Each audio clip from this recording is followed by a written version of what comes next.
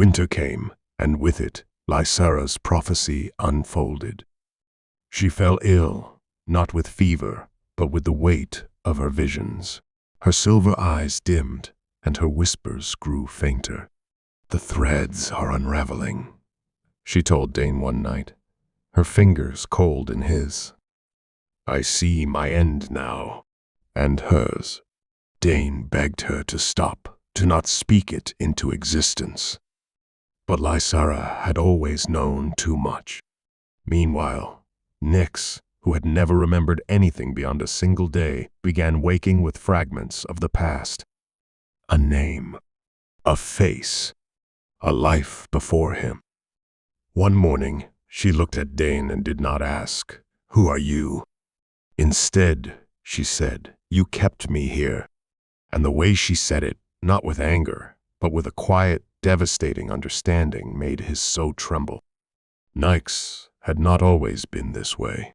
She had once been a warrior, a woman of fire and vengeance, until a curse from a forgotten witch stole her memories. Dain had known. He had taken her in, not just out of love, but out of guilt, because the witch had been his enemy, and Nyx had suffered for his war. Lysara, with her dying breath, pressed her palm to his chest. "You thought keeping her close would undo what was done. But some wounds never heal, Dain, not even with love." And then she was gone, her last vision unspoken, her body turning to mist before his eyes. Nyx stood before him, her dark eyes clear for the first time. "I remember now," she said. "All of it." Dain expected fury.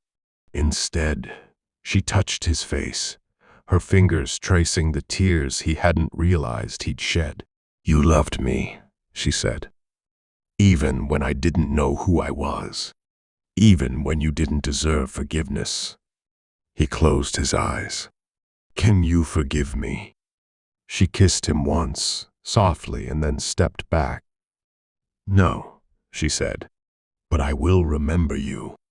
And with that, she walked into the night, leaving him alone in a palace of ghosts.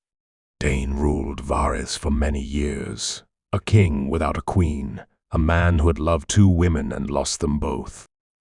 Some said Nyx returned to the wilds, her memories fully restored, her sword sharpened once more. Others claimed she wandered the earth, forever caught between remembering and forgetting. As for Lysara, her prophecies lived on. The people swore they heard her voice in the wind, whispering warnings, singing lullabies of futures that never came to pass. And Dain? He stood on the balcony every night, staring at the stars, waiting for a sign, forgiveness, vengeance, or simply an end. But the sky was silent, and so was his heart.